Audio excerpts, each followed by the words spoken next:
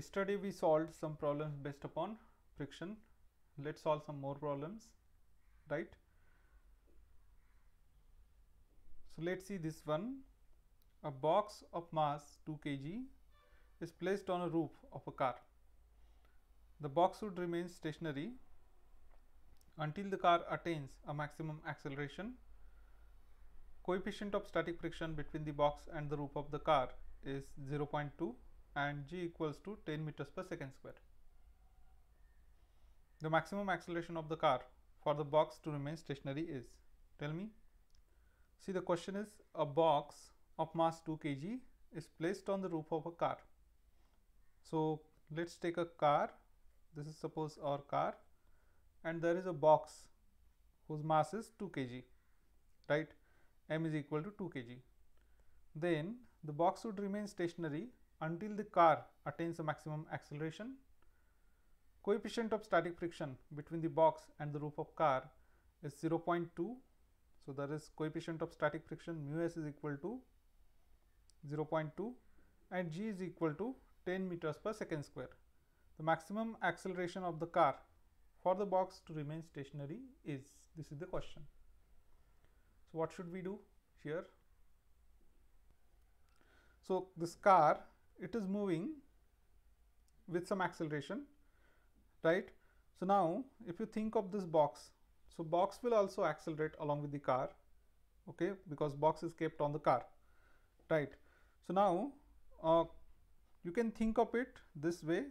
So car is accelerating, so acceleration is a.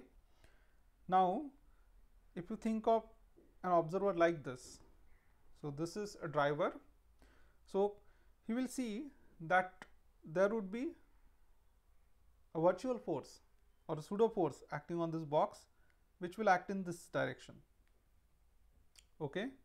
So that pseudo force is equal to what? Mass times acceleration, okay. The pseudo force is equal to, what is this? This is a pseudo force, this is not a real force. So pseudo force is equal to mass times acceleration. If the pseudo force, if it is less than the frictional force, maximum value of frictional force, which will oppose the relative motion between this mass and the car, then the box will move along with the car, okay. With respect to car, the box will remain stationary. Otherwise, if pseudo force is greater, then box will move backwards, okay. So it is in frame of reference of the car. So actually what's happening is, so if box seems to be moving backwards, what's happening is actually the car is moving, right? For inertial observer, what's happening? The car is moving in forward direction, okay, and the box remains stationary. This thing is clear? Yes, no? Everyone? Okay, good.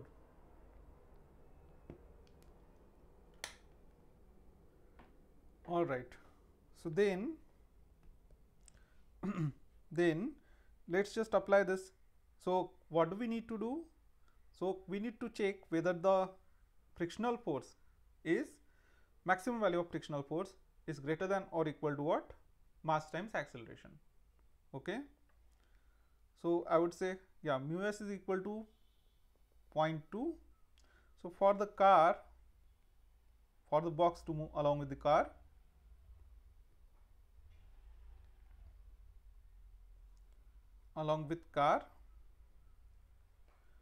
the pseudo force must be equal to, or frictional force must be greater than or equal to what? Pseudo force. Let's call it Fp. So what is frictional force? It is mu s multiplied by the normal reaction. And what is normal reaction acting on this one? The normal reaction is upwards, then its weight is acting downwards, okay. So normal reaction is just equal to mg, because this is horizontal floor, okay. The roof of car is horizontal, and that's why normal reaction is just equal to mg, right? And therefore this is equal to what? This is equal to the pseudo force. This is greater than or equal to pseudo force, so that is mass times acceleration. Then it will move along with the car, right? So we want to find out what should be the maximum acceleration of the car, okay. So that acceleration should be less than whatever value we find, right? So this thing should be greater than or equal to mass times acceleration, that is mu s multiplied by mg must be greater than or equal to mass times acceleration, and gets cancelled. That means that a must be less than or equal to mu s multiplied by g. Okay, so that's very simple. So what is mu s? Mu s is 0.2. What is g? G is 10. Okay, 0.2 times 10 is just 2. So this must be less than or equal to 0.2 multiplied by 10. So that is equal to 2 meters per second square. Okay, this thing is clear, everyone? Yes, no? Okay, is there a doubt in this? Anyone?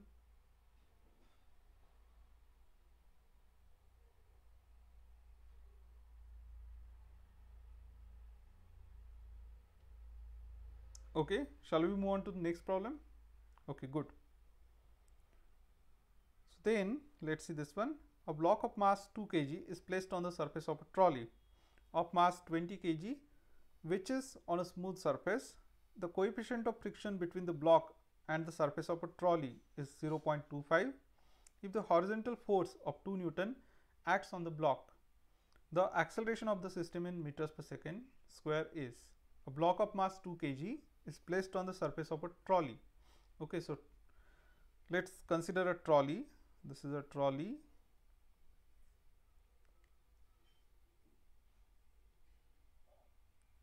Okay, this is a trolley, right? And there is a block of mass 2 kg. It is kept on surface of this trolley. So m is equal to 2 kg. And what is mass of the trolley? Let's say it is capital M. It's equal to 20 kgs, right? So for now I will just write capital M. Okay, then the coefficient of friction between block and the surface of trolley is 0.25. Okay, coefficient of friction mu s is equal to 0.25, and horizontal force of 2 Newton acts on the block. Okay, so you are exerting the force on the block, not on the trolley. So the force is exerted on the block, and the acceleration of the system in meters per second square is. Okay, so what is the force? Force is 2 newtons. And now see, in this question it is given that what is the acceleration of the system.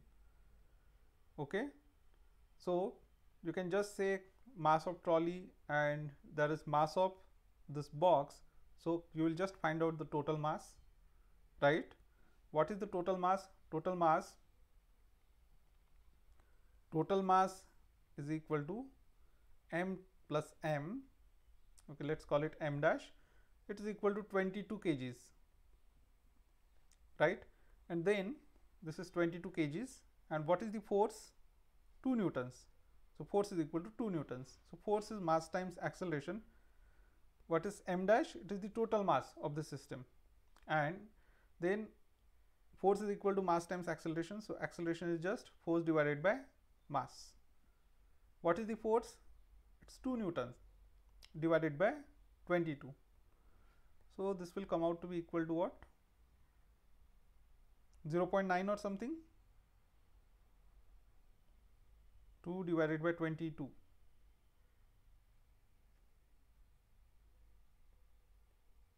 No, 0.09 I guess. Okay. Yeah, 0.09. So this thing is clear? Yes, no?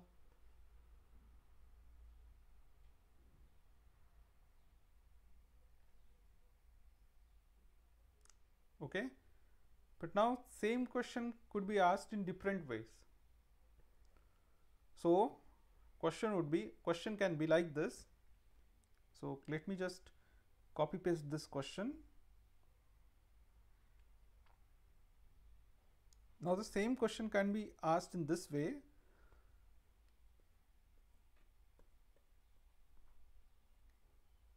Let's keep our box and trolley. So instead of asking what would be the acceleration of system in meters per second square? They could ask that whether the box will slide over the trolley or not. Okay, so option A is suppose. So box moves, box slides with some acceleration, some value. Okay, then option B, box slides with some different acceleration. Option C, box and trolley they move with some acceleration. And option D, box and trolley move with some different acceleration. Okay, and they could define it explicitly that box slides with this acceleration but trolley remains stationary, something like this. Okay, this thing is clear? Yes, no?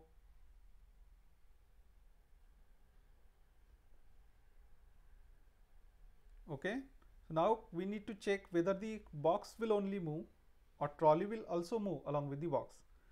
Why we didn't check that? It's because they are asking what is the acceleration of the system. So they are telling that system is accelerating. So what is the system? The box and the trolley. Okay, so let's check first.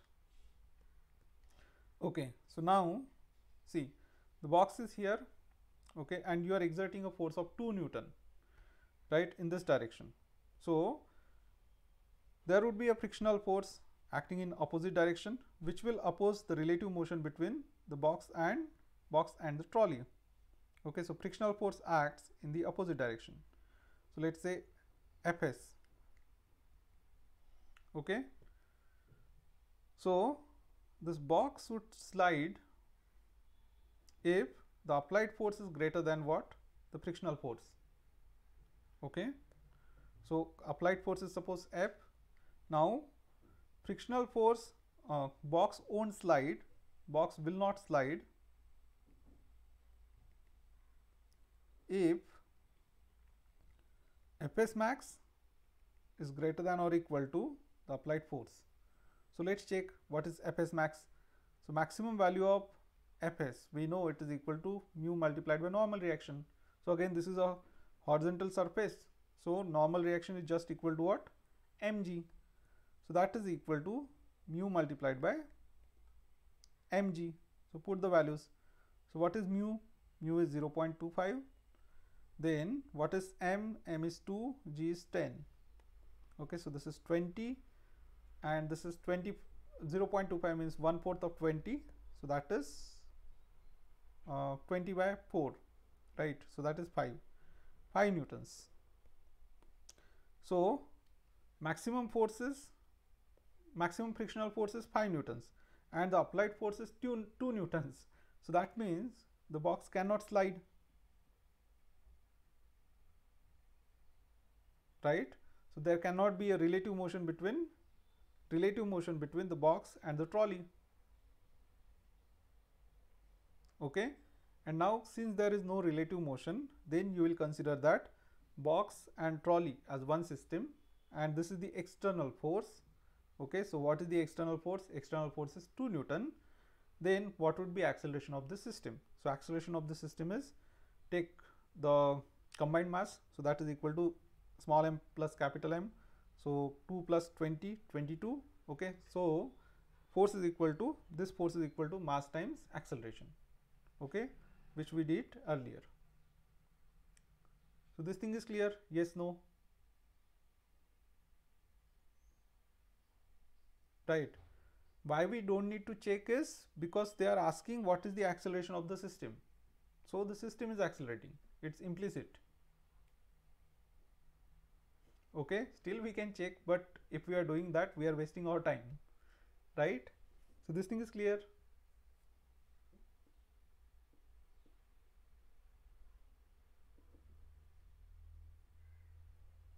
Okay, any doubt in this?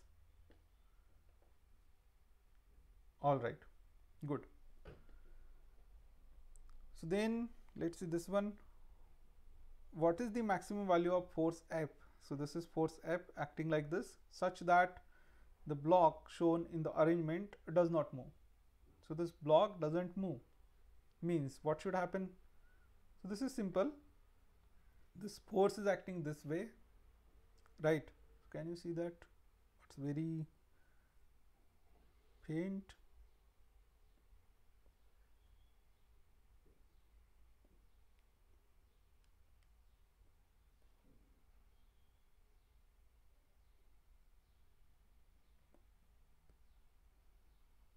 Okay, so force is like this, right? So now we can resolve this force along two components. So what will be two components? One is vertical component, the other is horizontal component. Okay, so this is vertical component which is acting downwards, and the horizontal component will act like this. Okay, so now vertical component is what? So this angle is theta, this angle would be theta. So this is f cos theta or f cos 60 degrees, and vertical component is f sine 60 degrees. Okay, so the block doesn't move, means the block doesn't move in horizontal direction, it doesn't move in vertical direction. So for equilibrium in vertical direction, tell me what should happen. Its weight is given, it's root 3 kgs.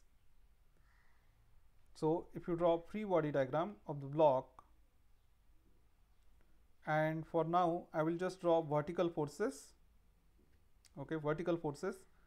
So gravitational force is acting downwards, right? It is mg. Okay, normal reaction will act upwards. What else is acting downwards? So f sine 60 is acting downwards, right? F sine 60 is acting downwards.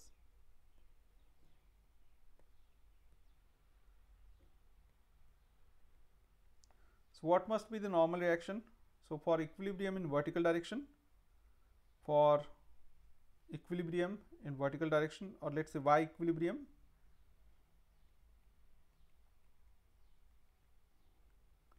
n must be equal to mg plus f sine 60, right? What is f sine 60? So let's calculate n. So its weight is mass is root 3 times g, and f is equal to what? Okay, f we want to calculate, no? What is the maximum value? Sorry, f we want to calculate. So this is m, sorry, this is n, okay, not m. And then for equilibrium in horizontal direction, what should happen? So for horizontal equilibrium, you are exerting a force like this. This is f cos theta or f cos 60. This is f cos 60, right? And then there is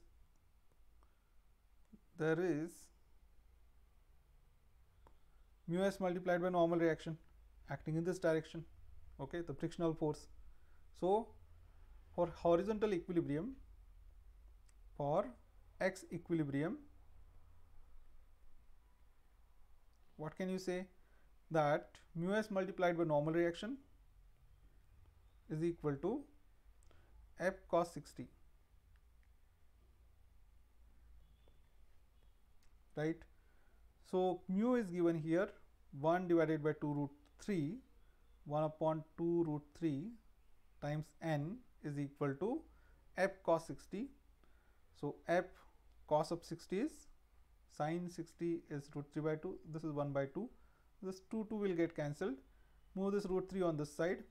So n is equal to root 3 f we get from there.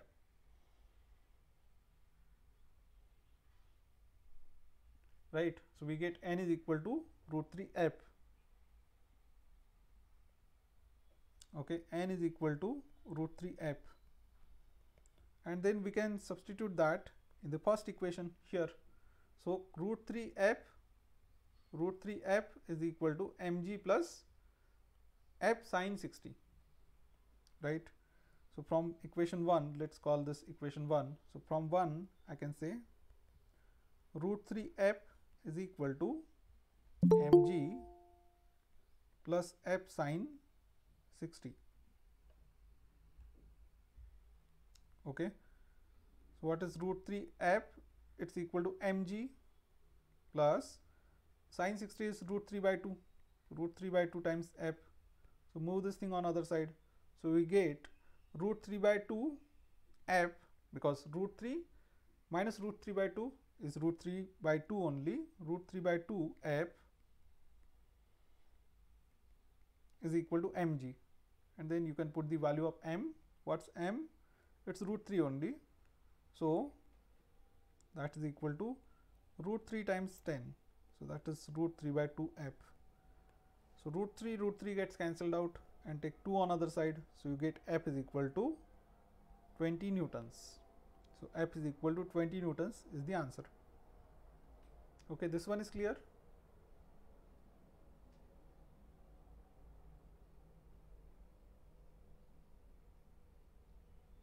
All right, good. Okay, so here possible chance of mistake is this one. We have tendency to write that Fs is just equal to what? Mu s multiplied by normal reaction. Okay, that's correct. There is no problem with that. Then Fs is equal to mu s multiplied by mg. So since this seems to be a horizontal floor, okay, so we could just write Fs is equal to mu s multiplied by mg, but this would be a mistake, right? First we need to calculate what is Fs, what is normal reaction. Okay, this is clear, yes, no? So if there is no vertical or downward extra force acting, then we can take that normal reaction is equal to mg. Okay, otherwise not. Right, good. Then let's see next one. A wooden block of mass 8 kg slides down an inclined plane. Okay, so this is inclined, this is inclined, this is also inclined. Okay, let's see the sliding motion of a block on an inclined plane, right? So suppose this is a block kept on an inclined plane. This is a block kept on an inclined plane and it's sliding down. So what would be its acceleration down the plane? That's what we need to find out. So see, this is a block. What are the forces acting on this block? So it is the normal reaction acting in perpendicular direction to that of the plane. Okay, then there is the gravitational force acting downwards and the frictional force which will oppose the sliding motion. Okay, so if it slides down, then the frictional force will be directed up the plane. Okay, it will be directed in opposite direction, right? So this is the frictional force. Now the gravity we resolve. Gravity means mass times acceleration due to gravity. Okay, that's the weight. We resolve in two directions, one along the plane, one perpendicular to plane, and we had seen this yesterday also. If this angle is theta, this is 90 minus theta, so this angle will also be equal to theta, right? This angle is theta, this is 90 degrees. Okay, so if this is theta, this is going to be 90 minus theta, 90 minus theta, because sum of these three angles is equal to 180 degrees. This is 90 means this plus this is 90, so this is 90 minus theta, this is 90 minus theta, and this total is 90, so that's why this angle is going to be equal to theta, right? So this is equal to theta. So then you resolve mg along two components, right? So one is mg cos theta, so this is through the angle, and this is away from the angle. So component away from the angle is sine component, component through the angle is cos component. Okay, component through the angle is cos component, component away from the angle is sine component. So therefore component along the plane, actually down the plane, is equal to mg sine theta, and component perpendicular to plane is equal to mg cos of theta. Okay, so here now the normal reaction is directed like this, mg cos theta is directed like this. So because our block doesn't move perpendicular to plane, there is no acceleration, that means the normal reaction balances this mg cos theta. Okay, normal reaction balances mg cos theta, right? This thing is clear? Yes, no? Okay, and then so normal reaction is equal to what? Mg cos theta. N is equal to mg cos theta. Okay, then it slides down the plane. So what is net force down the plane? Mg sine theta, it is down the plane, minus the frictional force. Okay, so net force which results in the sliding motion, so that is the net force down the plane, it is equal to mg sine theta, force down the plane, minus force up the plane. So mg sine theta minus fs max, let's say. Okay, so what is fs max? It is mu s multiplied by normal reaction. Okay, so this is before sliding. If it slides, then you will change mu s to what? Mu k. Okay, if it is sliding, then you will change mu s to mu k. Okay, right. So then what is normal reaction? So you just found normal reaction is equal to mg cos theta. So put mg cos theta in place of normal reaction. So this force is mass into acceleration, and it is equal to mg sine theta minus mu s into mg cos theta. You cancel out m everywhere. You get acceleration of the block down the inclined plane is g sine theta minus mu s into g cos theta. So actually this would be initial acceleration only, but then once it begins to slide, you need to change mu s to mu k. So I am just erasing that suffix. So depending upon whether it just begins to slide or it slides, I will take what? The particular mu. Okay, mu s or mu k. This thing is clear? Okay, so we need to remember that acceleration is g sine theta minus mu g cos theta. Okay, acceleration is g sine theta minus mu g cos theta, and most of the times it will just slide down. Okay, so this thing will be what? Mu k, and they will just say its coefficient of friction. Okay, right. Now if this is a frictionless floor, then what would be the acceleration?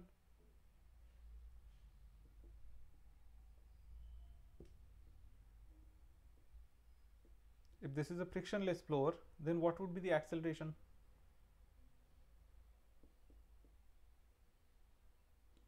G sine theta, right? Then mu would be equal to 0. Okay, good. So acceleration would be equal to g sine theta, right? Okay, so now let's solve some problems based upon the sliding motion on inclined plane. Let's see this one. A wooden block of mass 8 kg slides down an inclined plane of inclination 30 degree to the horizontal with a constant acceleration of 0.4 meters per second square. The force of friction between the block and the inclined plane is, tell me.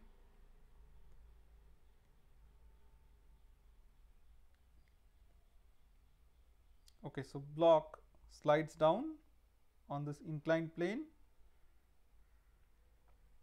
right, and it slides with an acceleration 0.4 meters per second square. So we know that net force is equal to net force down the plane, F net is mass into acceleration. Okay, mass multiplied by acceleration. But we know that this net force is equal to what? This acceleration is equal to what? It is g sine theta. So ma is equal to mass multiplied by g sine theta minus mu into g cos theta. Okay, we just saw this, right? Then just multiply out with this m. So what do you get? Mg sine theta minus mu mg cos theta. And what is this thing? This thing is a frictional force, right? What is this thing? This thing is a frictional force. Okay, so this is mass times acceleration. So just move this frictional force on this side. So therefore I can say that frictional force is equal to mg sine theta, keep it on right hand side, and move ma also on right hand side. So mg sine theta minus ma. Okay, So that is mass is 8 kg, you can take it common, g sine theta minus a. So g sine theta is 10 multiplied by sine of 30 degrees, that's half. So 10 into sine 30 is 5 minus acceleration is 0.4, right? Acceleration is just 0.4. This is 5 minus 0.4 means 4.6. 4.6 multiplied by 8,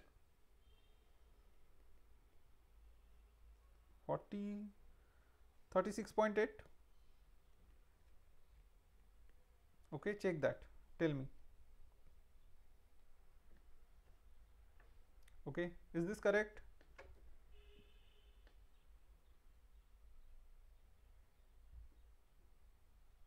Check the calculation.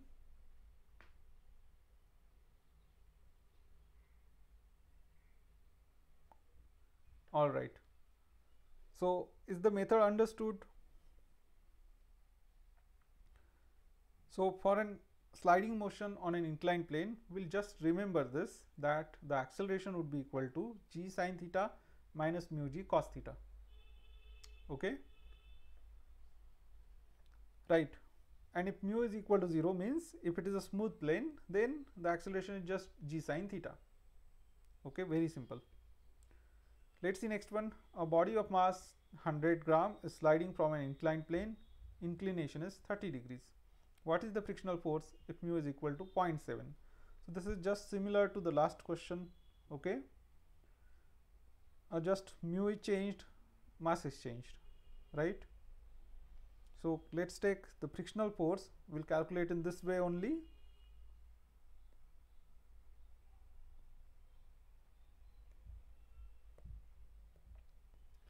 It is mg sine theta minus ma, right? Frictional force is mg sine theta minus ma, or m into g sine theta minus a.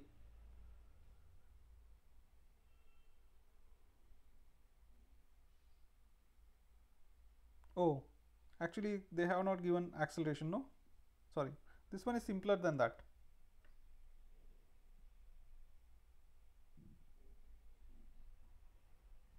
This is not similar. Okay, there is slight difference. So this body is sliding down an inclined plane. Okay, I thought it is similar to the last one, but then there would be frictional force acting in opposite direction, right? So what is the frictional force? So frictional force is just equal to mu s multiplied by the normal reaction. And for an inclined plane, what is normal reaction? It's not equal to mg, it is equal to mg cos theta, right? We can take its weight which is acting downwards. Okay, the weight is equal to mg. You can resolve it along two components. So this angle is theta, that's why, as we have seen, this angle will also be equal to theta, right? This angle is equal to theta. So this component will be equal to what? Mg cos theta. Okay, so then normal reaction is acting like this. Normal reaction balances this component. So normal reaction is equal to what? Mg cos theta. So frictional force is mu s into normal reaction. So normal reaction is mg cos theta, just put that and you get the frictional force, right? So mu is equal to 0.7 multiplied by mass is given, it is 100 grams. So that is 100 into 10 raised to minus 3 in kgs times 10. So this thing nicely cancels out. 100 times 10 is 10 raised to 3 times 10 raised to minus 3, right? Option D, let's check. So that gets cancelled out. Cos of theta is cos of 30 degrees. That's root 3 by 2. So right, it's option D, 0.7 multiplied by root 3 by 2. Okay. So now here we'll just remember that the normal reaction is equal to mg cos theta. Right, normal reaction is equal to mg cos theta because it takes time to draw a diagram, okay, then resolving components, etc., etc. So if plane is inclined at an angle of theta, normal reaction is just equal to what? Mg cos theta.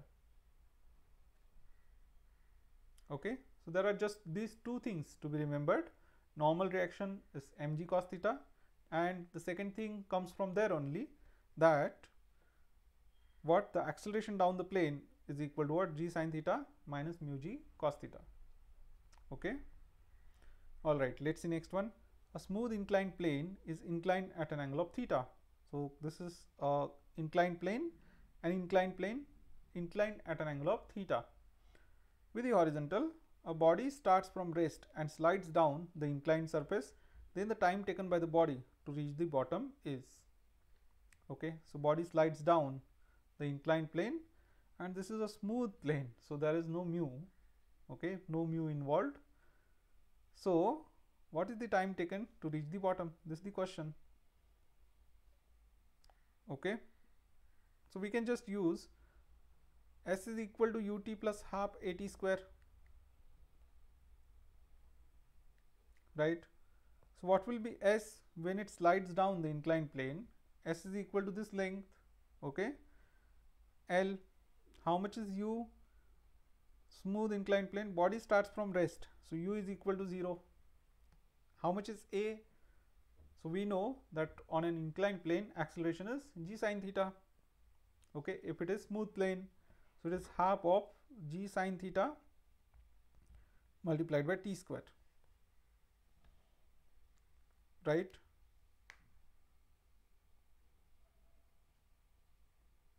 Okay, and then what do we want to find out?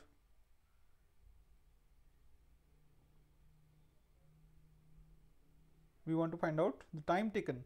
So let's just move that time taken on other side, other things on other side. So from here we get t square is equal to 2 times L divided by 2g sin theta.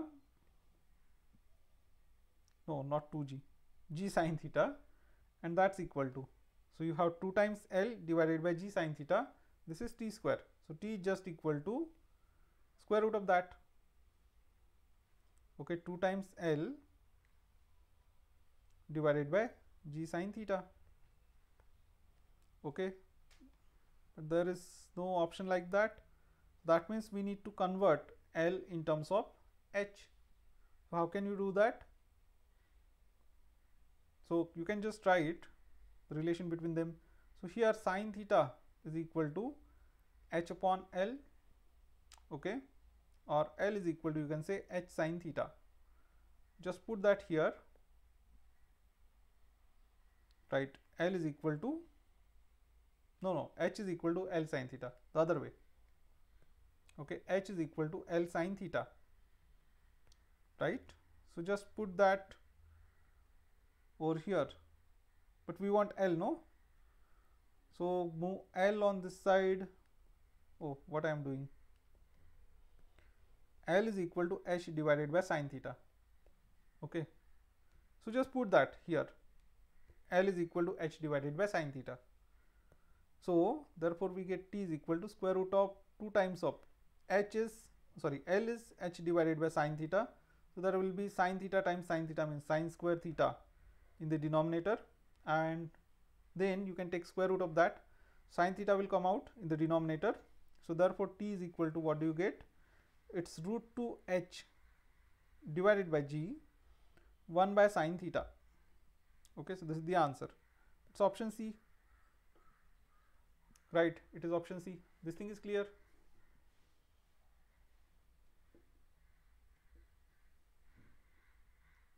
Okay, right, so this is simple.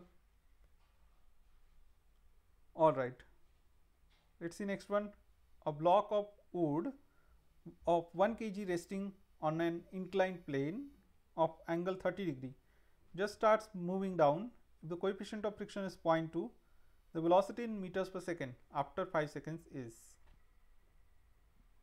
Okay, so this is also simple. So a block begins to move down with some acceleration. We know that acceleration. Okay, and what is velocity after 5 seconds? This is the question. Okay, so on an inclined plane,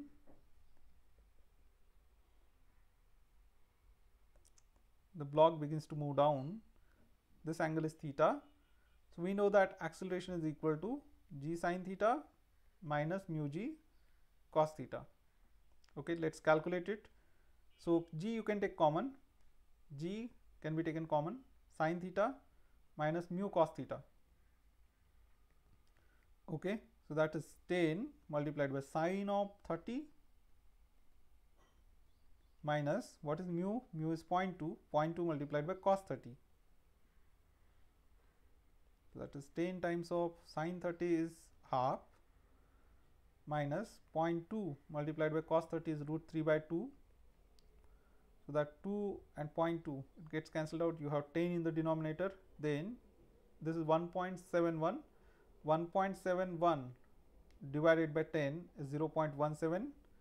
So this is 0.5 minus 0.17.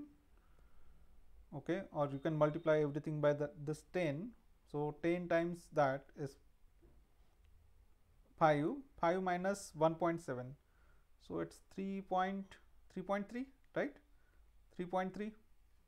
Okay, so 3.3 meters per second squared. You calculated acceleration, and then you just want velocity after 5 seconds. So v is equal to u plus 80 and u is equal to 0, right?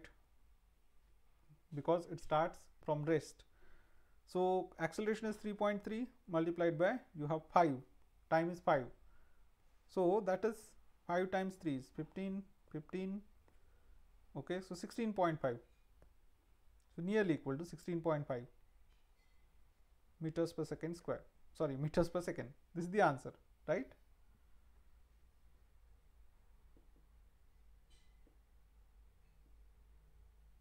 Okay, this is clear.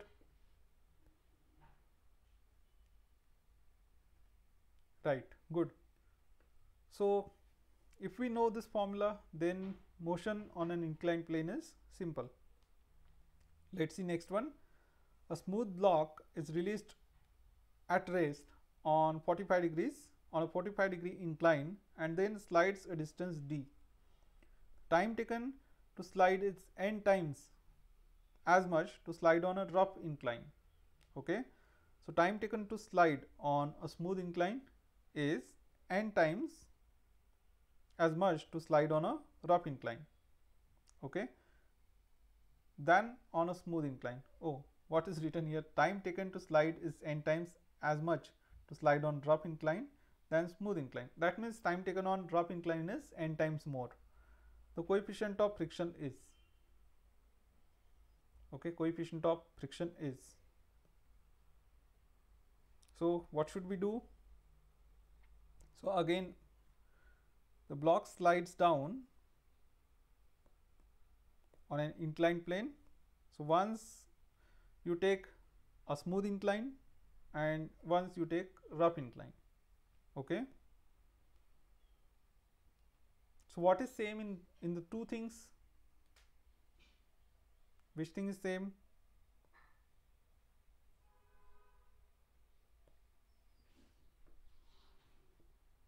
The block moves through the same distance, right? Okay, block moves through the same distance. So distance covered on rough incline, so S for rough, let's say, is equal to distance covered on smooth. Okay, and this is equal to half of 80 square, because u is, it is just released, so u is equal to 0, S is equal to ut plus half 80 square. So on rough, let's call acceleration equals to AR. Okay, so AR times, let's call the time equals to TR. So this is equal to half of A for smooth, okay, times T for smooth square. Then half will get cancelled. You have AR multiplied by TR square is equal to AS times TS square. Okay, but some relation is given between them. The time taken on a rough incline is n times that of the time taken on the smooth incline. So time taken on rough incline is equal to n times that of time taken on the smooth incline. So let's put that. So we get AR multiplied by n square TS square is AS ta square, right? Because this time on rough incline is n times time taken on smooth. If you square that, you will get n square t square, ta square. Okay, so again ta square gets cancelled out. Okay, and then you have ar multiplied by n square is equal to as. Now we can substitute the values. Okay, so what is angle? Angle is 45 degrees. Okay, so then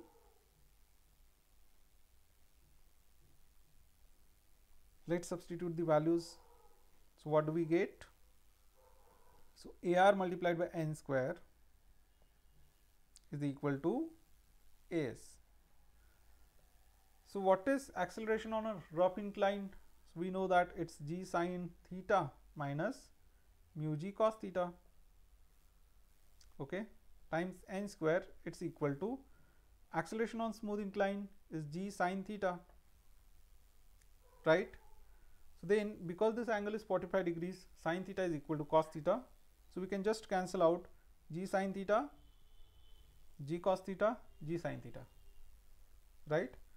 So then this is equal to 1 minus mu multiplied by n square is equal to 1.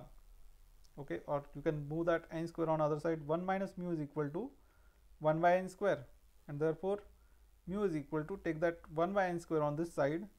So 1 minus 1 by n square, or we can simplify that, it will be n square minus 1 divided by n square, right, by multiplying and dividing by n square. Okay, so this should be the answer, n square minus 1 divided by n square.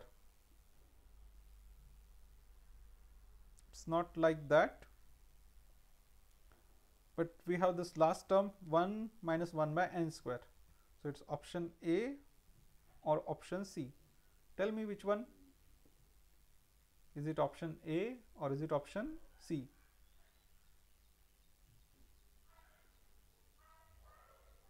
Everyone?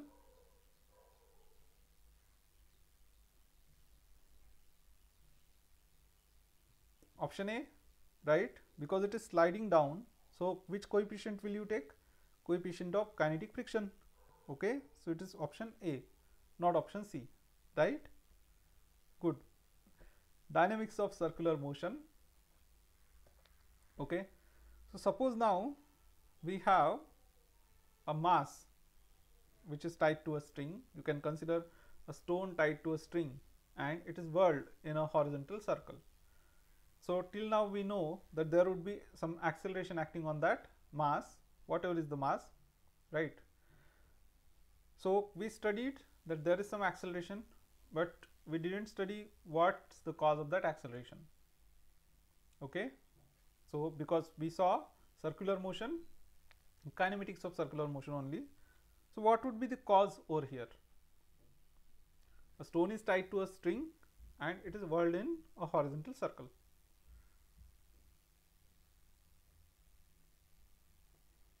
Then it's moving in a circle, means there is some centripetal acceleration acting on it. So now we know that, I mean we knew it earlier also, okay, in lower standards, but we know that acceleration is caused by a force. So what's the force acting on this one? It's the tension in the string, right? It is the tension in the string. So now the force required to move an object in a circular motion, it is called as a centripetal force. What is a centripetal force? It is just mass multiplied by centripetal acceleration. So this is just a definition. Okay, centripetal force means mass multiplied by centripetal acceleration. Okay, centripetal force is mass multiplied by centripetal acceleration, right? Now this centripetal force, it comes from some real force. Okay, so in this case it is the tension in the string. In this case it is the tension in the string, right? Now we have three formulae for centripetal acceleration, that is minus of v square by r into r cap. The another one is minus of r bar into omega square. Another one is omega bar cross v bar. Okay, So from those three formulae, we can write down three equations for centripetal force, right? So centripetal force can be written as minus m times v square by r into r cap, okay? Then it is minus m r omega square, m into r bar omega square, and it's equal to m times omega bar cross v bar. This thing is clear? Yes, no? So if you remember three formulae for centripetal acceleration, you remember three formulae for centripetal force. Okay, so that's simple. So then in scalar form, we can say that FCP, the centripetal force, Cp for centripetal is mv square by r, it's equal to mr omega square, or it's equal to m times v times omega. Okay, so three formulae in scalar form, right? So what is the centripetal force? It's a real force which causes the circular motion. It means that without the centripetal force, circular motion is not possible. Okay, so let me just comment it out. Without FCP, circular motion is not possible.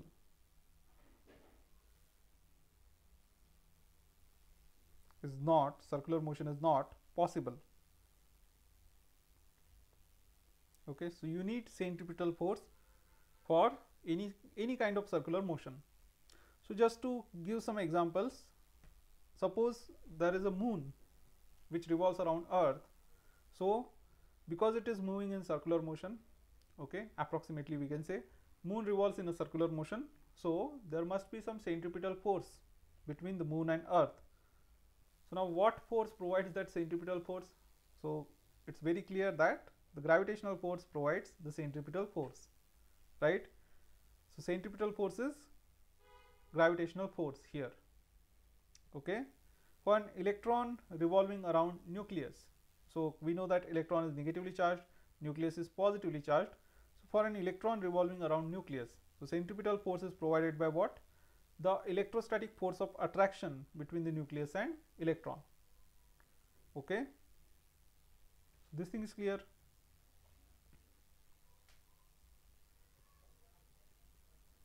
Everyone?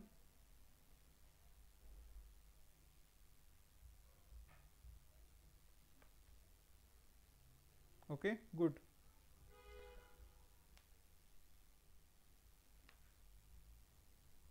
So now see, this is the centripetal force, and now see, this object is moving in circular motion. You can consider any object, for example this mass, okay, it's moving in circular motion, or you can take an example of a car which is moving in a circular motion. Okay, it is moving on a circular track. So you know that if speed is very high, the car skids away from center, right? The car skids outwards.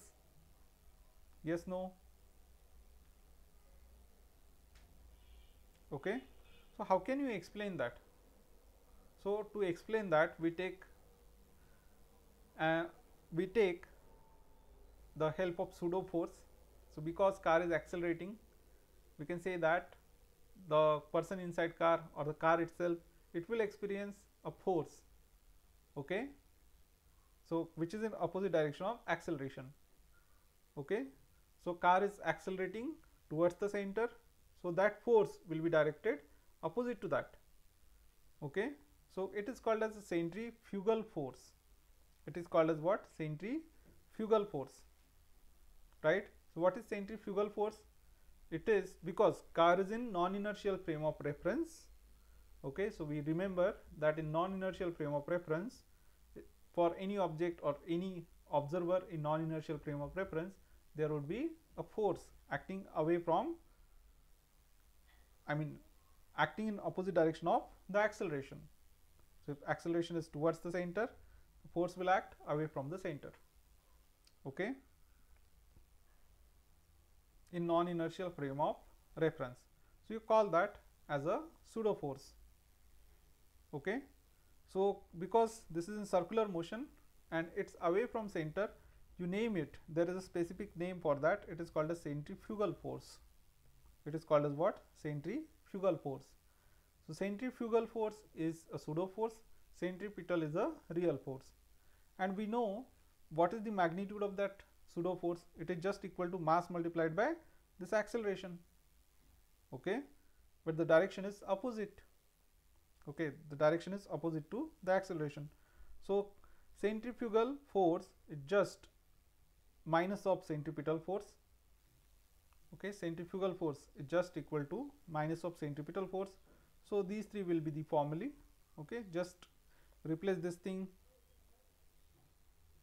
just remove this negative sign in these two formulae for centrifugal, and just change the order over here.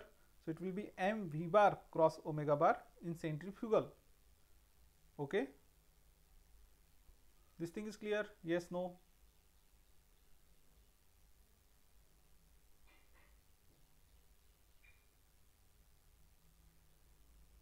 Right, good. Now you can take some more examples of this centrifugal force. So this is a merry-go-round. Okay, so this is my nice drawing of merry-go-round. So this is a merry-go-round. Okay, so you must have been, so you must have seen or you must have experienced the merry-go-round, right? Okay, so when you sit on one of the horses or whatever is there in the merry-go-round and it turns, what happens? You move away from center, right? You move away from center, and you can say that it's because of the centrifugal force. So you are moving in a circle, means you are non-inertial observer, right? So for you there would be a force acting away from the center. There is no force, but you feel that there is a force, so it is the centrifugal force. So because of that, these horses along with the kids, they move away from the center, right? Another example is, see, there is some water in a bucket and you whirl that bucket in a vertical circle. So if you move sufficiently fast, then even at the top, the water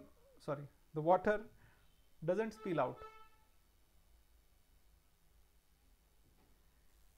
Okay, you can experience that. You can just take some bucket, fill that bucket with some water, and then whirl it in vertical circle fast, right? Then you will see that the water doesn't come out, doesn't spill out of the bucket. And then again you can say this is because of what? The centrifugal force.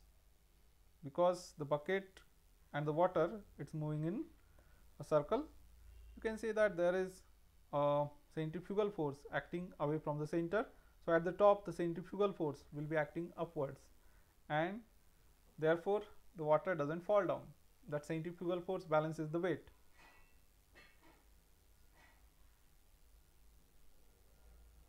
Okay, this thing is clear, everyone?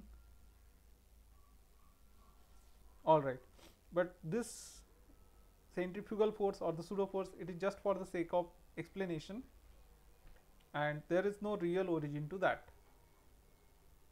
Okay, all right. So then let's apply this. So let's take an example of motion of a car on a curved road. So suppose this is a car moving on a curved road.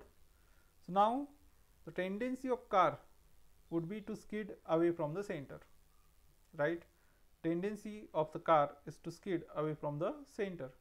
Now in this case, which is that force which holds the car on the road, on the track, and doesn't let it skid away? It's the frictional force, right? And then what would be the direction of that frictional force? So if car is taking a turn, the frictional force will be directed towards the center. Now you might ask, how is it so? Car at this point, it is moving in tangential direction. But see, the tendency of car, the skidding, okay, or slipping, it will happen away from center. So frictional force which avoids that slipping will be directed what? Opposite to that. It is directed towards the center. This thing is clear? Yes, no? Okay, so therefore now Centripetal force is provided by the frictional force in this case. Okay, centripetal force is provided by the frictional force. So car takes a turn, right, along a circular track, or it keeps on moving on a circular track. Then centripetal force required for this circular motion is provided by the frictional force. And now what we want to do is we want to find out the maximum safety speed of this car on this curved road. Okay, so we can just say that for maximum speed, FCP would be what? The maximum possible frictional force. So just put that. What is maximum possible frictional force? So it is mu s multiplied by normal reaction. Okay, so FCP is equal to mu s multiplied by normal reaction. And what is centripetal force? So take a formula of centripetal force. We'll take this formula because we want to find out the maximum speed. So we'll take mv square by r. Mv square by r, but v is maximum, so the suffix v max. Okay, sorry, suffix is max. Okay, so mv square by r is equal to what? Mu s multiplied by normal reaction, right?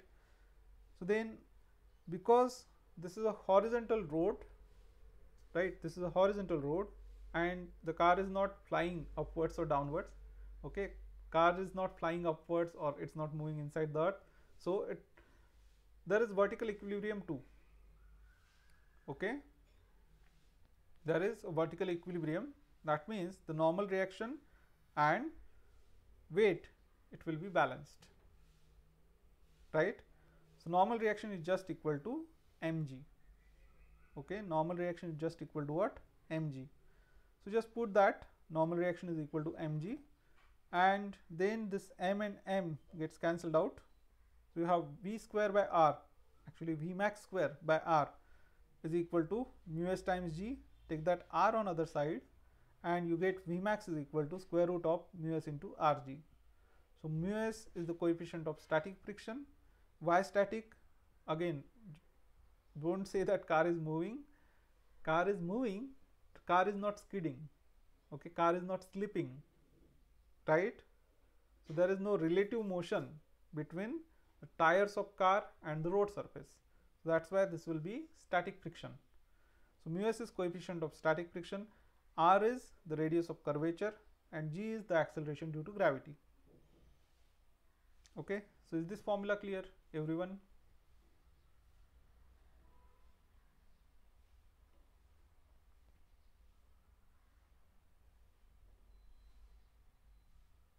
Right, good.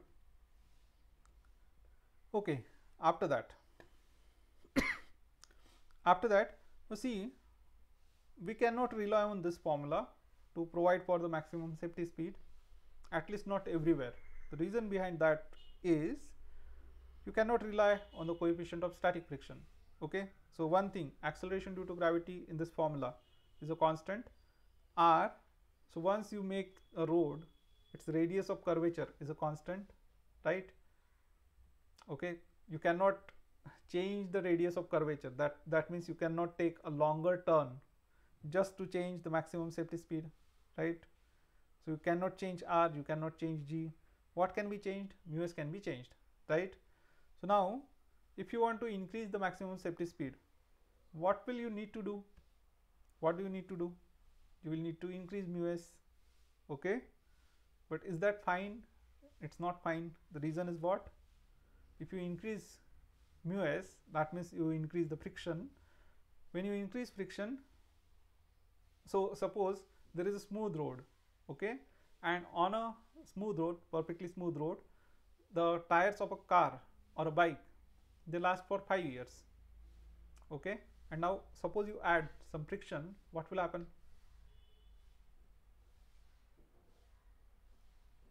The tires will last maybe for 2 years, right?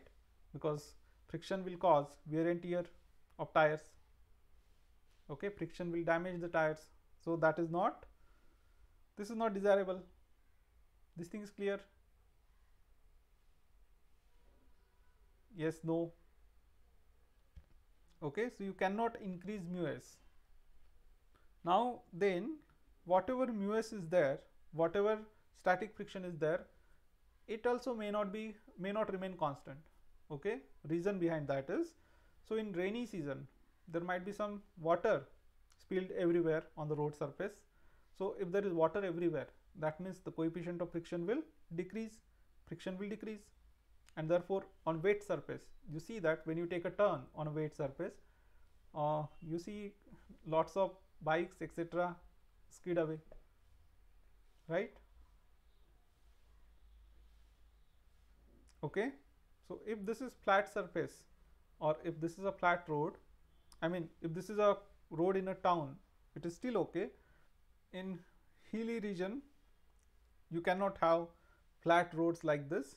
The reason behind that is, if you skid away, you will skid into a valley. Okay, so that's not desirable, right? That's why what we do is we bank the roads.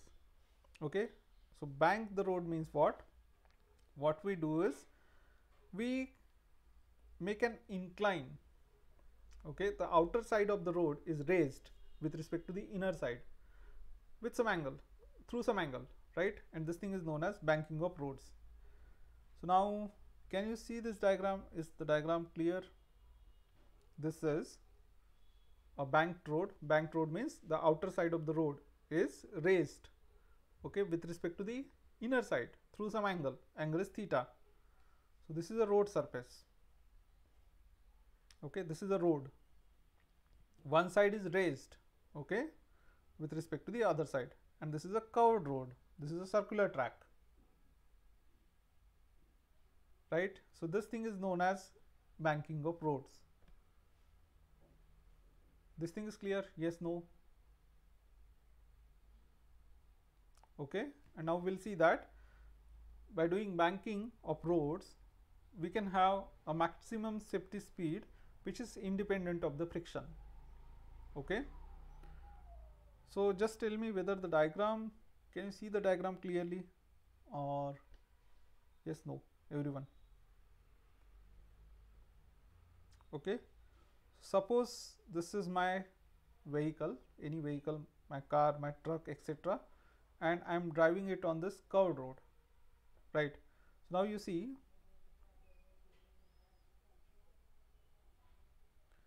the gravitational force will be acting downwards, okay, always. Then you have the normal reaction which is perpendicular to the road surface. Okay, I guess I should draw a better diagram for this one.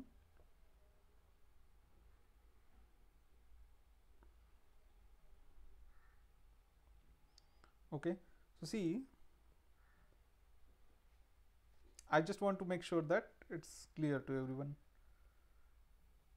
So you have this vehicle, it's moving into the plane of board, you can say. Okay, so now I will take help of this one as well as that one. So this car is moving, or a vehicle is moving on this curved road, right? So it will have tendency to skid away in this direction. So in what direction the friction will be directed? It will not be directed like this. It will not be directed up the plane, you can say. It will be acting down the plane. Okay, so it's not like you have kept the car over here. So if you just keep the car, or if you just keep a block over here, then the friction will act up the plane. But your car is moving. Okay, your car is moving, and it has tendency, see, it's moving in this circle, it has tendency to move away from center. Away from center means in this direction. Okay, and on this road surface it will move like this, away from center. To avoid that, friction will act opposite to that, that means in this direction. Okay, so friction here acts down the plane. This thing is clear, everyone? Okay, good. So friction acts down the plane. So this is your Fs. This angle is theta. Okay, this angle is theta, right? Then you have gravitational force always acting downwards. So it keeps no doubts. So let me change this thing to blue. Okay, so gravitational force always acts downwards, right? Let's take this much. Okay, so this is gravitational force. Then you can resolve gravitational force along two components, one along the plane and one perpendicular to plane.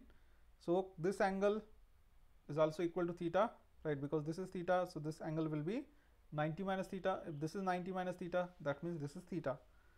So this is mg, this component is mg cos theta. Okay, and normal reaction will act perpendicular to the plane of the rod. So this is normal reaction, right? Normal reaction acts perpendicular to the plane of rod. Okay, and then you have frictional force acting in this direction, right? So now, oh, I unnecessarily resolved this one. So this, you don't need to resolve this. The reason is, see, car is still moving in a horizontal circle. The road is inclined, okay, but if you take the circle, if you draw the circle, it's moving in a horizontal circle. Can you imagine that? Yes, no?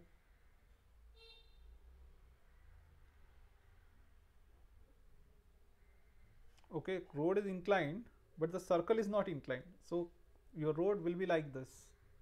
Okay, it's inclined, but it will come like this, right? Okay, so car is moving in a horizontal circle, and that's why its center will lie in this direction. So what I want to do is, I want to resolve these forces along the motion and perpendicular to motion. Okay, or in plane of motion and perpendicular to plane of motion, and that's why you will resolve Fs and N and not mg. Okay, you will resolve the forces in plane of motion, perpendicular to plane of motion, right? So then I want to find out what is this angle. So this angle will also be equal to theta.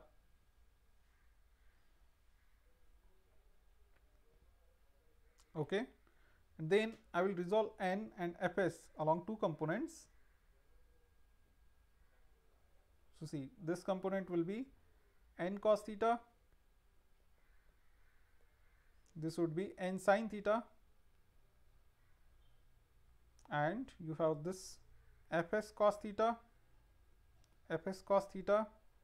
okay, because since this angle is theta, this angle will also be equal to theta. So this component in this direction is Fs cos theta, and component in this direction, in vertical direction, is Fs sin theta. Okay, is the resolution clear to everyone? Yes, no?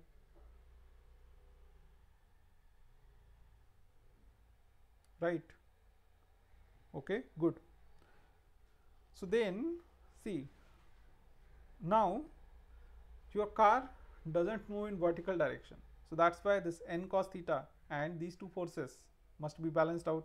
N cos theta must be equal to Fs sin theta plus mg, and the horizontal components of N and Fs, they are N sin theta and Fs cos theta.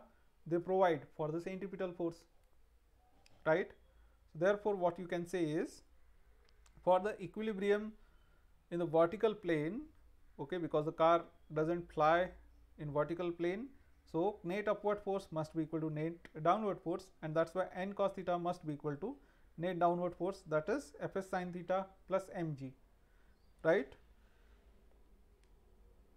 Okay, and the horizontal component of N and Fs, they are directed towards the center, so they provide for the centripetal force, so which is equal to Fs cos theta plus N sin theta. Okay, then so this is equation 1, suppose this is equation number 2. So from here you can write N sin theta is equal to Fcp minus Fs cos theta. Okay, so Fcp is mv square by r, it is equal to Fs cos theta plus N sin theta, and from okay, right, so that was one equation, and then from equation 1 you can write that mg is equal to N cos theta minus Fs sin theta from equation 1. Then you take ratio of these two, okay, mv square by r to mg, and on right hand side you have n cos theta, sorry, n sin theta plus fs cos theta divided by n cos theta minus fs sin theta, okay. And then you put fs is equal to mu s multiplied by normal reaction, because you want to find out maximum speed. For maximum speed, fs is equal to mu s times the normal reaction. You put that, so normal reaction gets cancelled out everywhere, okay. And what is left is sin theta plus cos theta in the numerator, and in denominator cos theta minus mu sin theta, okay. Sin theta plus mu cos theta in numerator, and in denominator you have cos theta minus mu sin theta, okay. And then you divide the numerator and denominator by cos theta. So what happens is this thing becomes sin theta by cos theta is tan theta. So tan theta plus this cos theta gets cancelled, mu s in the numerator, and in denominator this cos theta by cos theta is 1 minus mu s multiplied by sin theta by cos theta is tan theta. So this is v square by rg, okay. V square by rg is that thing, okay. So which is written over here, mu s plus tan theta divided by 1 minus mu s tan theta, and by simplification means v square by rg is that thing. So you take rg on other side and then you take square root, okay, because you want to find out just v. So maximum safety speed is equal to square root of rg multiplied by mu s plus tan theta divided by 1 minus mu s tan theta. Is this thing clear, everyone? Yes, no?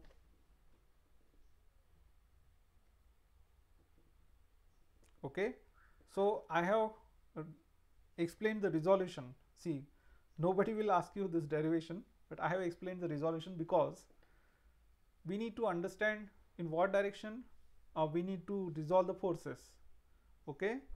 So where, in what direction do we need to resolve? One is along the plane of motion and one is perpendicular to plane of motion. Everywhere you see, here the car is moving in horizontal plane, so we resolve the forces in horizontal plane and vertical plane.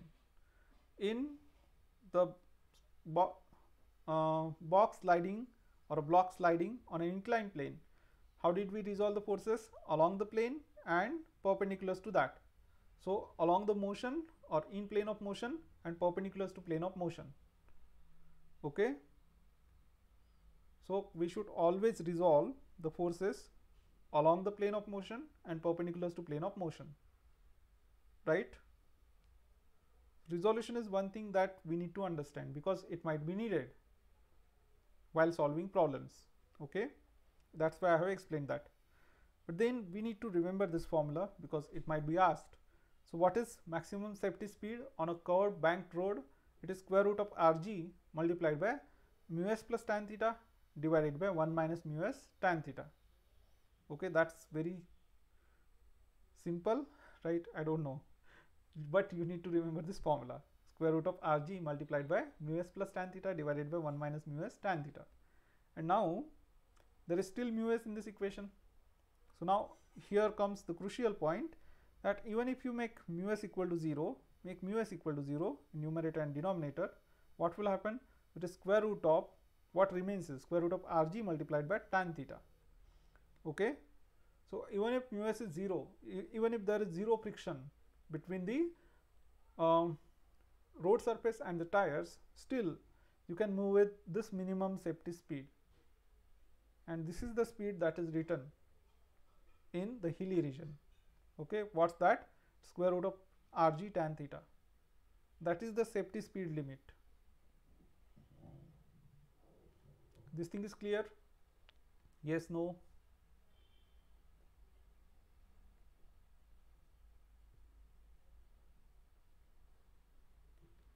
Right?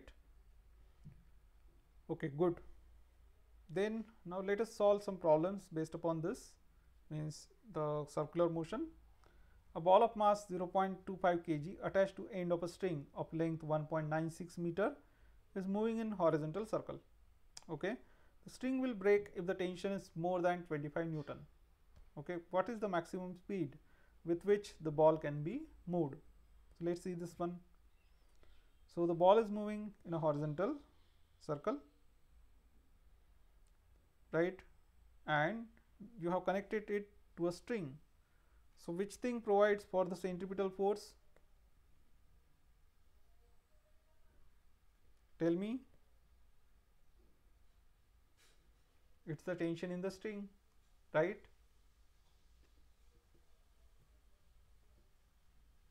Okay, so FCP should be equal to what? Tension in the string. And for maximum speed, okay, you need to take breaking tension, because they are saying that if tension exceeds 25 Newton, it will break. Okay, so mv square by r is equal to breaking tension, right? So just put the values, or let's take r and m on other side. So we get v max square is equal to rt by m. Put the values here, right? So 25, r is what? 0.25, 0.25 multiplied by 25, okay, and in denominator you have 1.96. You can multiply the numerator and denominator by 100, okay, so this will become 196 and this will become what? 25, okay. So that is square of v. So v max is equal to what? Square root of 25 square divided by 196, which is 14 square, okay. So 25 by 14, right? So what's that? 1 point something. Not correct?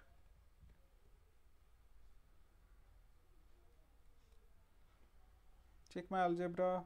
What has happened? R will go on that side. RT divided by M, 0.25, 25 divided by 1.96. If you multiply this thing by 100, this thing by 100, point will shift with 2 decimal places. So 25 should be correct, no? Tell me.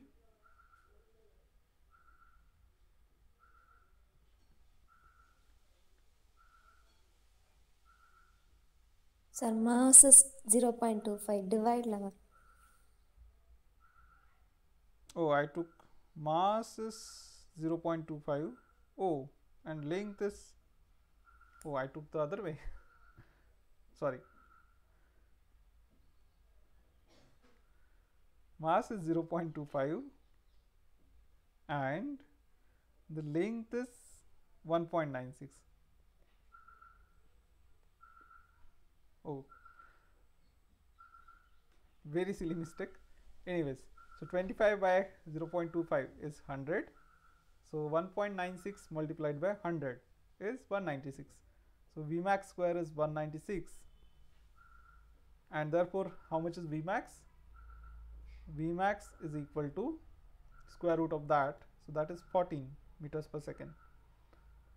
So that's the answer, option C. Right? So question is very simple, right? But I have done silly mistake. I am silly. Anyways, let's move on to the next one. A 500 kg car takes a round turn of radius 50 meters with a velocity of 36 kilometers per hour, and the centripetal force is. So this is very simple, right? So they are just asking you to find out the centripetal force. Okay, so there can be a question like this, no problem with that. Centripetal force is just mv square by r, right? But we are using this formula repeatedly. It doesn't mean that you should not remember other formulae. So mr omega square, then mv omega, all these three formulae should be remembered. Okay, so m is 500 kg multiplied by, we need to convert this, no? So this is 36 kilometer per hour. So 36 multiplied by 5 by 18, that is 36 by 18 is 2, 2 times 5 is 10. Option A. Okay, let's check. 10 meters per second. So 10 square divided by r is 50. So this thing is 10 times 10 square, right? It is option A, 1000 newtons. Good. So this is simple, right? Very simple question. Okay, let's see next one. A roller coaster is designed such that riders experience weightlessness. Okay, so I will keep this question for tomorrow, right? For tomorrow, uh, because we haven't seen what is weightlessness. So let's see next one. A gramophone record is revolving with an angular velocity omega. A coin is placed at a distance r from the center of the record. Okay, gramophone record is revolving with angular velocity omega. A coin is placed at distance r from the center of the record. The static coefficient of friction is mu. The coin will revolve with the record if, tell me, gramophone record, do you know that? Yes, no? You know that, very good. Okay, do you have one?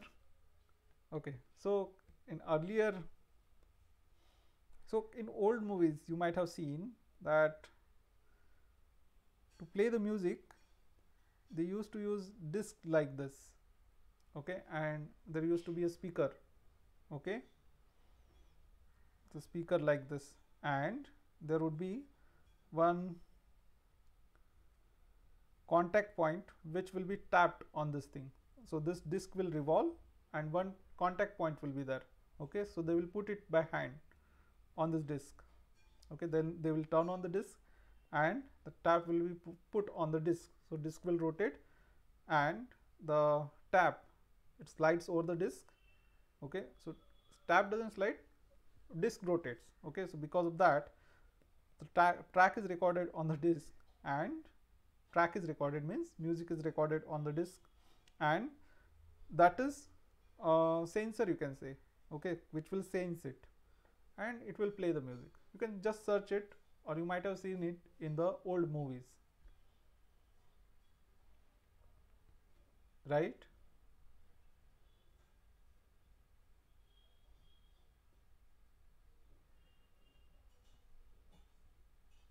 Okay, good.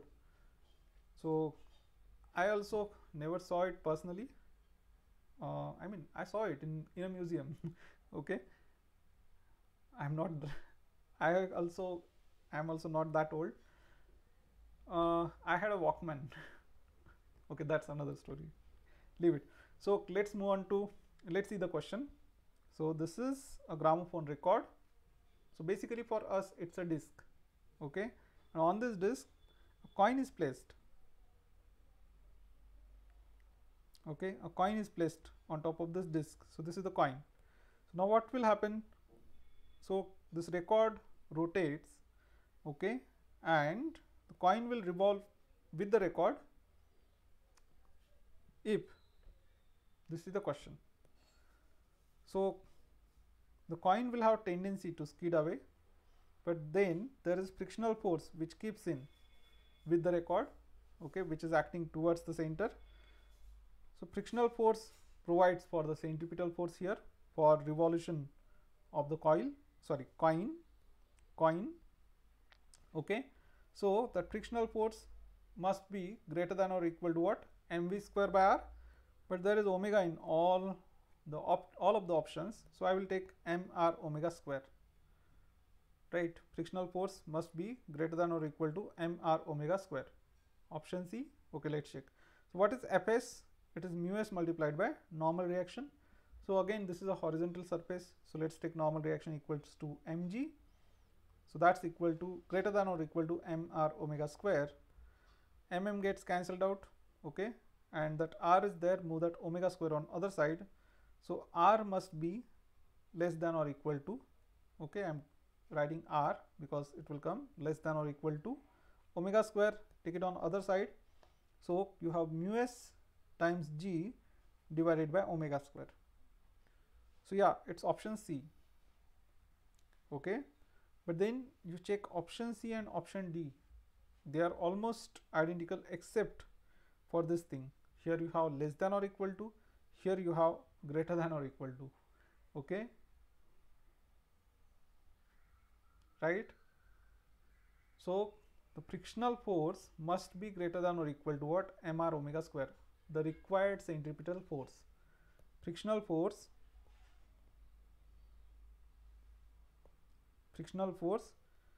must be greater than or equal to required centripetal force,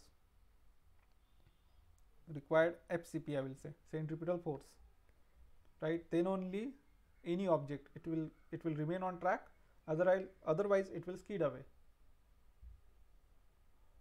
Okay, otherwise it will skid away. Another way to look at it is, here we can say frictional force is providing the centripetal force, therefore frictional force must be greater than or equal to what? Required centripetal force. Other way you can say that there is a centrifugal force acting on that, right? The centrifugal force is what? Mr omega square. Magnitude is just equal to the centripetal force, right? So if you see in the non-inertial frame of reference, you might say that there is a centrifugal force acting on that, and the frictional force, it avoids the skidding of that. So if centrifugal force exceeds the frictional force, then what will happen? It will skid. Okay, so what needs to be greater? Frictional force needs to be greater than the centrifugal force. But what's the magnitude of centrifugal also? Same, Mr omega square, right? So you see this way or that way, the answer will be same. Okay, good. Let's see next one. A car of mass m is moving on a level circular track of radius r. If mu s represents the static friction between the road and the tires of car, maximum safety speed of the car in circular motion is given by. So again, this is direct question. What's the answer? Square root of mu s into rg. We know this, right? Level track means horizontal track, so maximum safety speed is square root of mu s into rg. Very simple. Okay, let's see next one. A car of mass 1000 kg negotiates a banked curve of radius 90 meters on a frictionless road. Okay, so it is moving on a curved banked road and its radius of curvature is 90 meters. Mass of the car is 1000 kgs. If the banking angle is 45 degrees, the speed of car is, so that is very straightforward, square root of rg tan theta. Again, they should say the maximum speed for the car is, right? Speed of the car can be anything, right? Okay, maximum safety speed for the car can be found out. Speed of car depends on the driver of car, right? Okay, so this thing is clear. They should ask for maximum safety speed, but they are saying speed of the car is, we can't say that. Okay, anyways, so that is little flaw in the question, in the language of question. Anyway, so v is equal to square root of rg tan theta. Okay, so Vishalini is very fast in calculations, very good. So r is what? 90 times g is 10 multiplied by tan theta is tan of 45, that is 1, so that is square root of 900, so that is equal to 30. Okay, 30 meters per second. So very simple question, so it's option B, right? So this is direct formula based question. Let's see next one. A car is moving on a circular horizontal track of radius 10 meters with a constant speed of 10 meters per second. A bob is suspended from the roof of the car by a light wire of length 1 meter. The angle made by the wire with the vertical is. Okay, so this is slightly different, not a direct question, not a direct formula based question. So here your car is moving on a curved road. Okay, so let me draw a car. So this is rear view of the car. Okay, from back side the car will look not like this, but suppose it looks like this. Then a bob is suspended from the roof of the car by a light wire of length 1 meter. Okay, bob is suspended. Bob means bob of pendulum. You have seen pendulum, right? Or you can take any mass and you connect that mass, or you tie that mass with a string or light wire, and you suspend it by means of a car like this. But then if it is moving in a circle, what will happen? There will be some acceleration. Okay, this bob will also feel some acceleration towards the center. Where will it come from? So the string will be inclined. Okay, you can say that it is pulled away by what? The centrifugal force, and that's why the string will be inclined, just like the merry-go-round. Right, this is just like a merry-go-round. And now there will be some tension in the string. Okay, so maybe I will zoom it further. There is some tension in the string.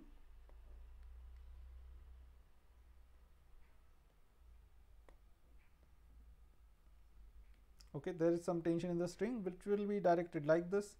This is the tension in the string, which you can resolve along two components. One is vertical component and the other one is horizontal component. So this is the vertical component, this is the horizontal component. Okay, so if it is inclined at an angle of, theta, so this angle is suppose theta, right? This angle is suppose theta. Oh, let's take this angle equal to theta. Can you see that?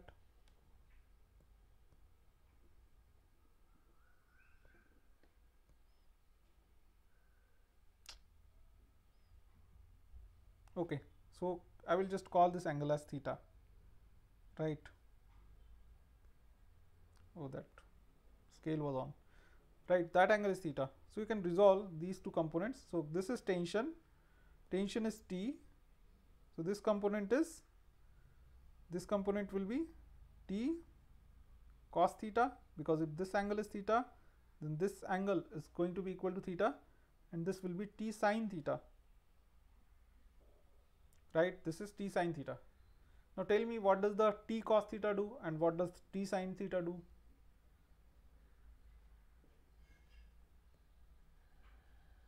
What does T cos theta do? What does T sin theta do?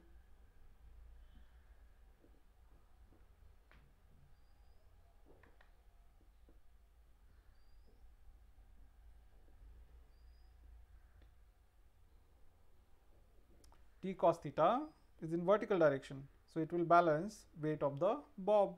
Weight of the bob will be directed downwards, right? Yes, no? Weight of the bob is directed downwards. Okay, so let's get rid of wheel of this car. Weight is directed downwards. Okay, mg. This mg and T cos theta, they will be balanced. And what will this T sin theta do? So T sin theta is directed towards the center, right? If car is taking a turn like this, T sin theta is directed towards the center. So T sin theta provides for the centripetal force. Okay, so T sin theta provides centripetal force. That means it is equal to mv square by r. Okay, and T cos theta must be equal to what? Mg. You can see that it balances what? The weight, right? So if you just divide this first by second, if you just divide first equation by second equation, then Tt gets cancelled out and you get tan theta is equal to v square by rg, because this mm will also get cancelled out. So tan theta is equal to v square by rg, that r will come in denominator. Okay, this thing is clear? Yes, no? Everyone? Right? Then put the values, then there is nothing. So v is equal to what? It is 10. So 10 square divided by r is 10, g is 10. So that is 100 by 100 means 1. Tan theta equals to 1 means theta is 45 degrees. Okay, it's given in terms of pi. So 45 means pi by 4, right? So that's the answer.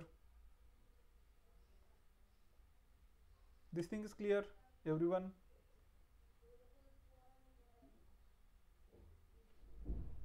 Okay, good. Let's see next one. Two stones of mass m and 2m are whirled in horizontal circles. The heavier one in radius r by 2, lighter one in radius r. Okay, the tangential speed of lighter stone is n times that of the value of heavier stone when they experience same centripetal force. The value of n is. Okay, so this is very simple. There are two stones, centripetal force for both of them is equal. So let's say FCP1 is equal to FCP2.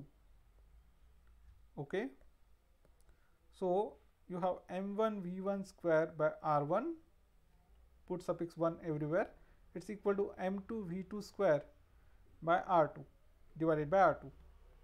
And what's given? Mass of first one is m, mass of second one is 2m.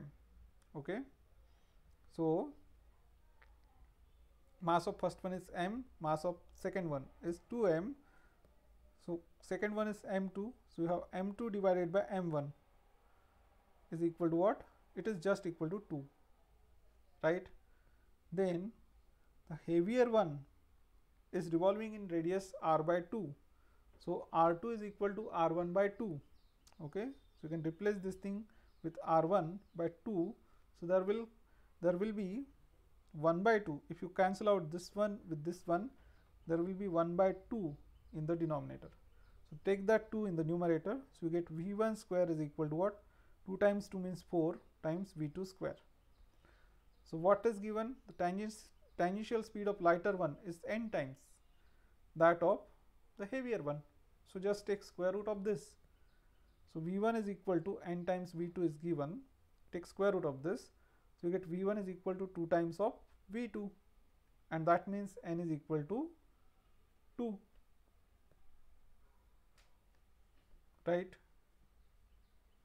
So this one was not simplest, I can say, because there were some formula based questions, direct formula based questions, right? But very simple one. This is clear? Yes, no?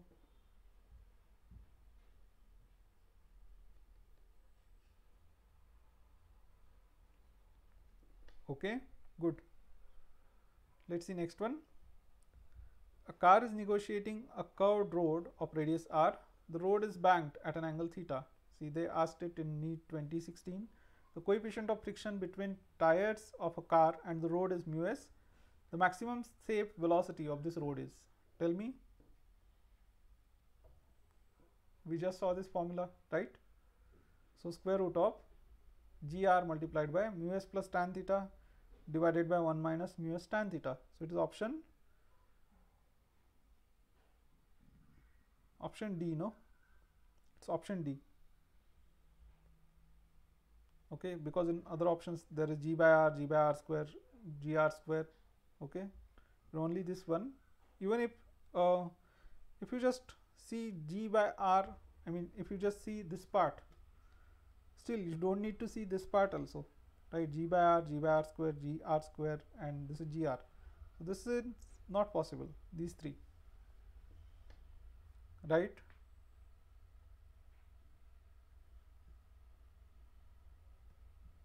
Okay, then let's see next one.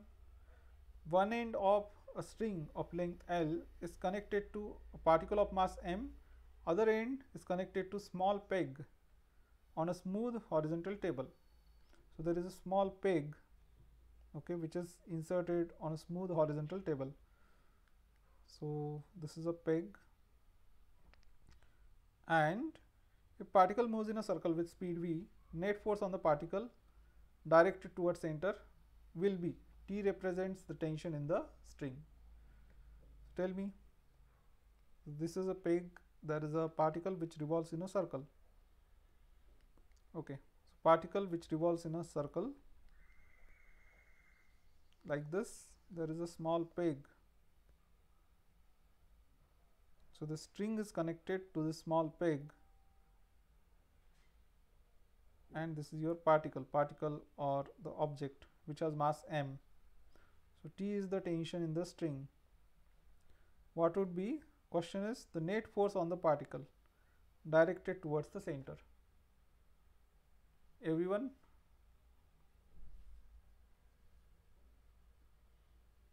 Is it T plus mv square by L? L is R is equal to L here, right? So centripetal force is equal to what? mv square by R, that is equal to mv square by L. Tell me.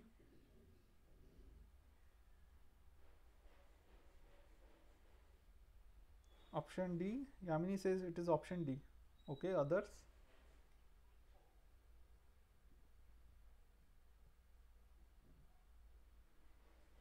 Okay, Vishalini says option A.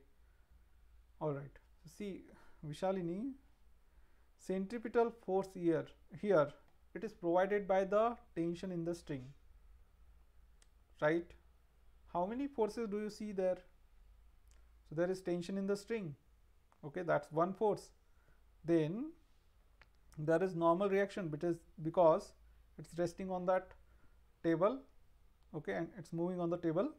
Then there is gravitational force which is acting downwards, mg, okay, and the table is smooth, that means there is no friction, otherwise there could be a friction acting in this direction, okay, but table is smooth, so there is no friction, right? Actually friction in this case, it would be acting because this is a mass which is kept on a table and it's sliding on the table tangentially, but since it is smooth surface, there is no friction. So normal reaction and mg get cancelled out, okay, there is only one force, that is tension in the string. Okay, so this is the answer, tension in the string is the answer, right?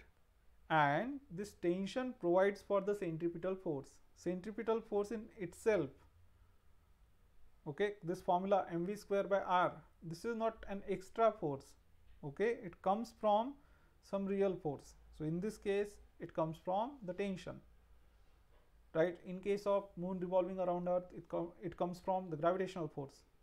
So we need to remember this is not an extra force, okay, it is provided by something, there is some origin to that. So here it is tension. So you can say T is equal to mv square by R, right? Okay, good.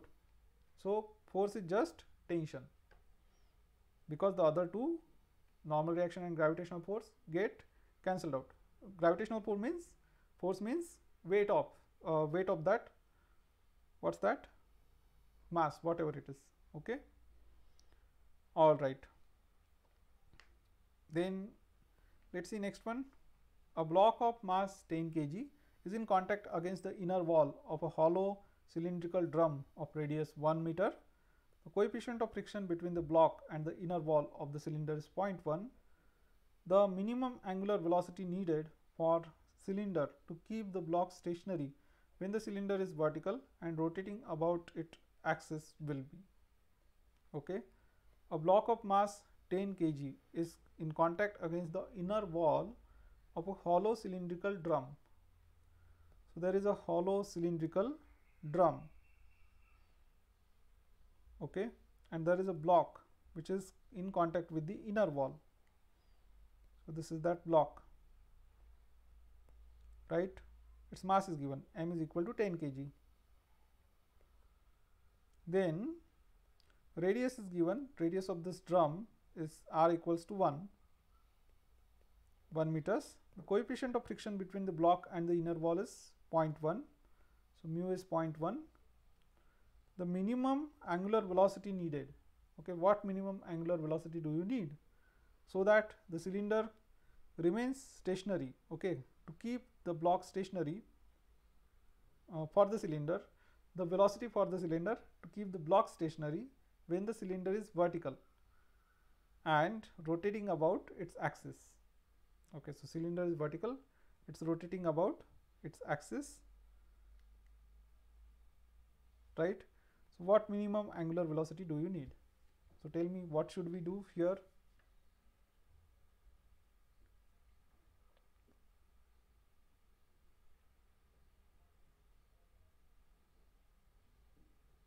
Okay, so here you see the block should not slide down, right? The block should not slide down means, so let's change the color of block. So frictional force should act upwards, because if it slides down, the frictional force will be acting upwards, right? This is frictional force, and the weight is acting downwards.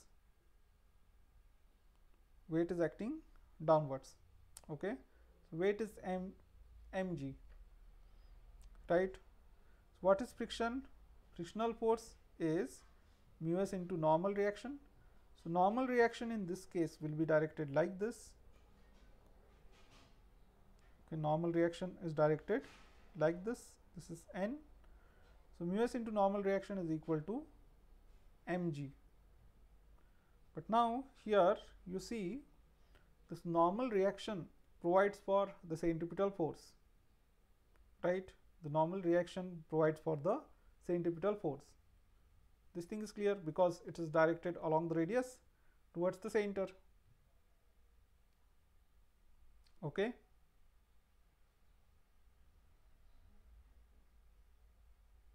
Right. So therefore the normal reaction must be equal to what?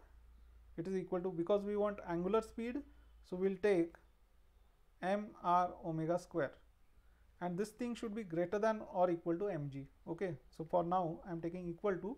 Remember, this frictional force, maximum value of frictional force must be greater than or equal to the weight. Okay, so this is equal to mg, and then your gets cancelled out. So gets cancelled out, and you want omega, so move everything else on other side. So omega square is equal to g divided by mu s into r. Put the values. So that is g is 10, mu s is 0.1, and r is, how much is r? R is 1. So 0.1 divided by 0.1 means it's 10 in the numerator. 10 times 10 is omega square, and omega therefore is square root of that. So it is 10.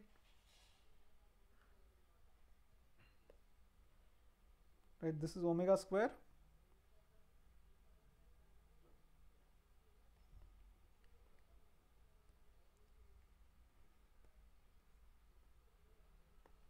Okay, and therefore omega is equal to 10 radians per second. So that's the answer. This thing is clear? Yes, no? Everyone?